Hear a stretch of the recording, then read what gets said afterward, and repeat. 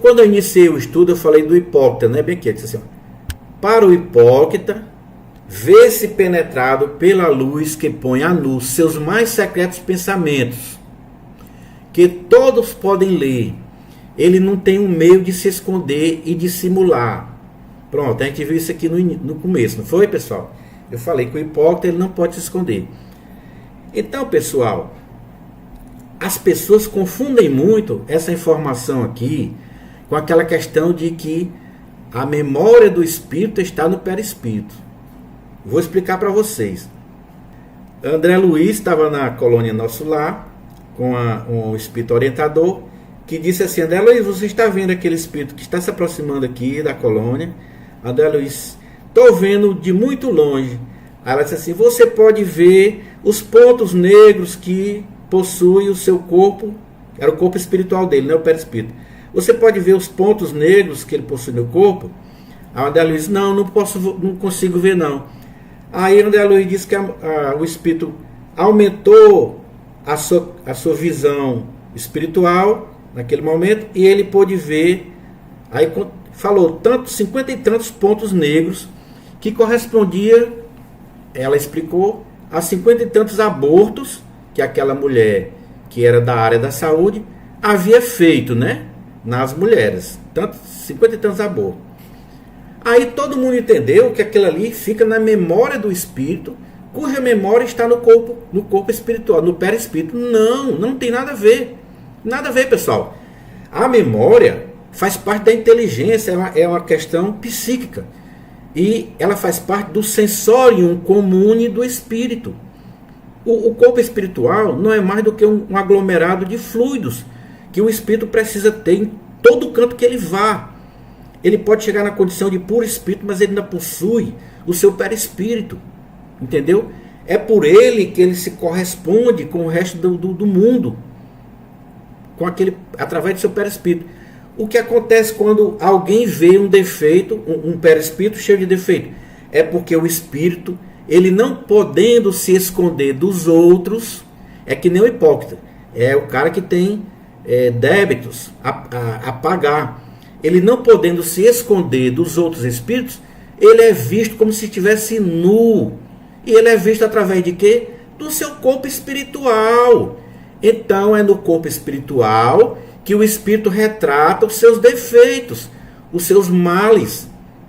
Não é que aquele corpo tenha memória, não tem nada a ver uma coisa com a outra, as pessoas confundem. Kardec nunca falou que memória de espírito estava em perispírito, nem órgão, né? Tem até uma questão lá na parte 4ª, aliás, no capítulo 4 da segunda parte do Livro dos Médiuns, que chama Sistemas dos Médiuns Materiais, aliás, sistema do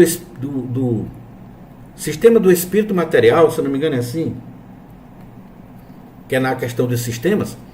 Ele lá no final, Kardec diz que o perispírito, que o espírito, ele não pode aparecer, ele não pode se tornar visível, porque não faz parte da natureza do espírito se tornar visível. Pessoal, a natureza do espírito, o espírito, quando Kardec perguntou aos espíritos superiores o que era o espírito, ele disse assim: você não pode definir o espírito, você pode dizer que ele é só pelo pensamento você pode imaginar o que seja o espírito.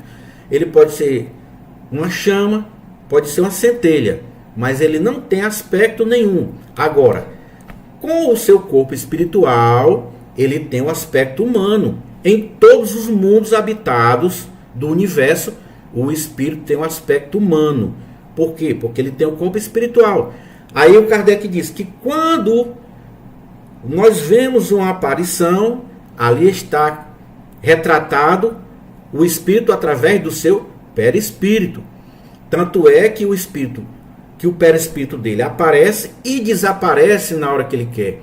Se fosse, preste bem atenção agora, se fosse o espírito que aparecesse e ele desaparecesse, ele sofreria uma ruptura na sua natureza, ele sofreria uma degeneração, ele se desmantelaria, e isso não pode.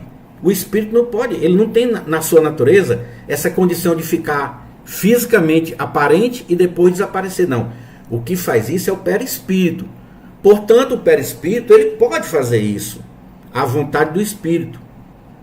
Portanto, o perispírito nem tem memória, nem tem órgãos, porque os órgãos deles estão, então, se desmanchariam todos nesse momento aí. E o perispírito também não tem órgão, e nem memória, porque o espírito, sempre que ele vai de um mundo a outro, ele precisa de um novo perispírito. E aí ele ia fazer o que com a memória dele? Ele andava com pendrive para fazer o backup, para botar no outro perispírito, é isso? Não existe, pessoal. Então é uma questão de raciocínio, entendeu? E é uma coisa que eu falo muito sobre essa questão de memória em perispírito, que não existe, e nem tampouco órgão. Órgão só tem o corpo físico. Mas vamos lá, Beto.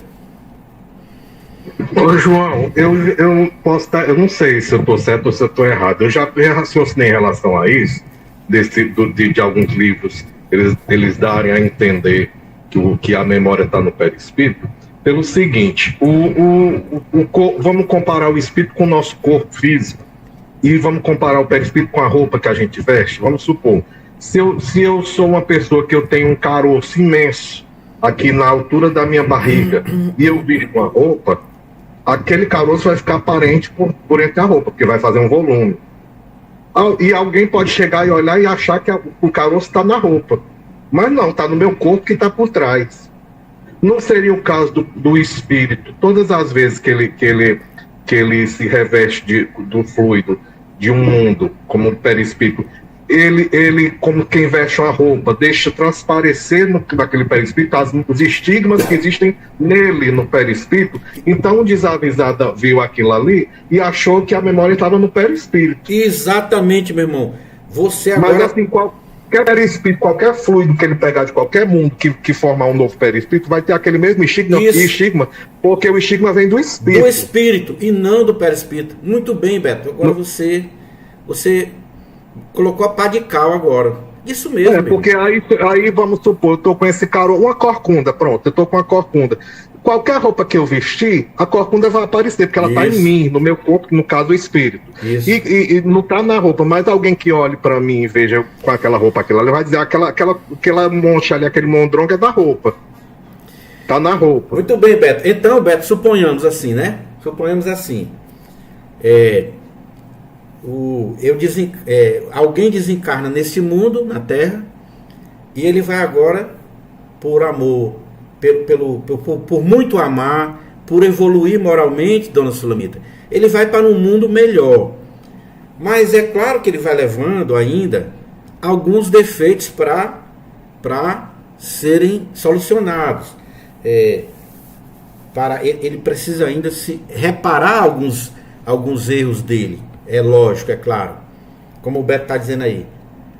Aí só que ele vai ter que, nesse novo mundo, ter outro corpo espiritual. Outro perispírito, né?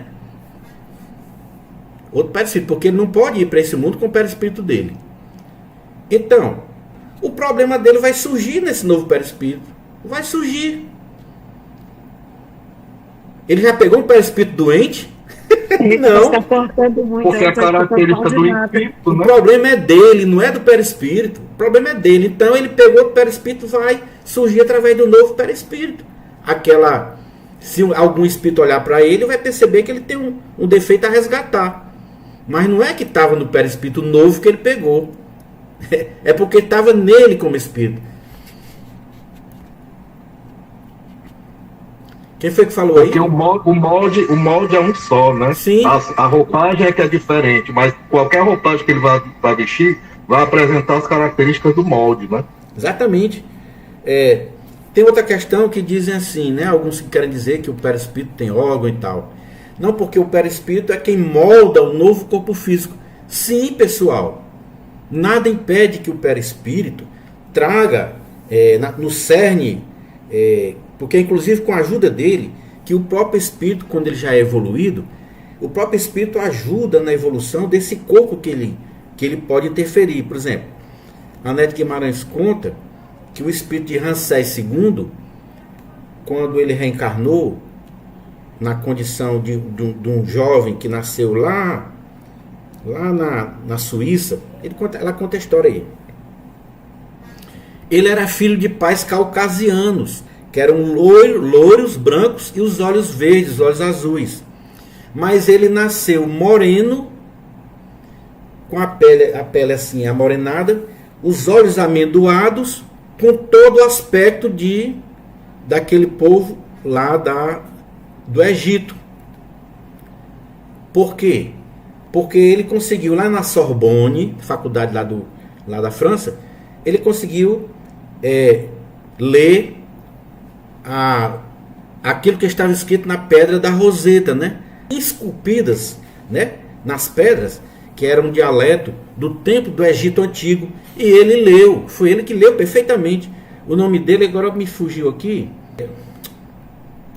Champollion. Champollion é a encarnação dele. E ele leu a pedra da Roseta e tal. Ele, no início da vida dele, ele era cheio de defeitos. Ele não falava. A mãe dele até pensava que ele ia ter problema de gagueira. Aí Jean-François Champollion. Muito bem, Beto. François Champollion, ele chegou... quando ele fez uma certa idade, a mãe mandou ele para passar um tempo com o filho mais velho dela, que era professor da Sorbonne. E ele, o irmão, um certo dia, voltando do trabalho, encontrou ele próximo da mesa lá do irmão dele, que estava cheia de escritos, peças arqueológicas, sabe, papiros e outras coisas mais. O irmão dele tomou um susto. Ele era considerado um menino anormal, né? Anormal, digamos assim. E quando o irmão dele viu ele próximo daquelas coisas raras ali, ele tomou um susto. Teve medo dele quebrar, danificar aquelas peças de valor, né? Aí quando o irmão dele se aproximou com calma dele, ele olhou para o irmão dele e disse assim: eu sei ler isso daqui. Eu sei ler o que está escrito aqui. Eu sei ler isso. Ele apontou. Aí o irmão dele disse assim: pois leia. Aí ele leu. Ele leu, dona Sulamita, na linguagem arcaica, no linguajar da época lá do Ramsés II. Ele então descreveu, ele foi quem leu o que o mundo há muitos anos pretendia saber, o que estava escrito na pedra da Roseta. Foi ele. Precisou ele reencarnar para ler aquilo. Um conhecimento que ele trouxe, né, por intuição, em seu espírito. Era um espírito evoluído já. Na encarnação dele, a Neto Guimarães disse que ele foi quem... Ele fez questão de dar ao seu corpo, ao seu rosto principalmente, traços egípcios, para que definissem a condição de encarnação em que ele mais evoluiu, em que ele gostou. Ele imprimiu na sua aparência aquela encarnação do passado. E ele, sendo um espírito evoluído, eu não digo moralmente muito evoluído, mas um espírito mais evoluído do que o comum de nós, né? Então ele pode auxiliar naquele corpo que vai ser produzido para a sua nova encarnação. Ele pode auxiliar. Ele pode sim. Então, não quer dizer que os órgãos estão no meu perispírito, não, né? O espírito, através do perispírito, ele molda aquele novo corpo, ele molda. Mas isso, em momento algum, os espíritos dizem lá em Kardec que o perispírito, ele possui órgãos. No momento algum ele fala isso. Ele diz assim: a mediunidade é orgânica, e é uma falta de uma melhor observação das obras básicas, das obras fundamentais, né, pessoal?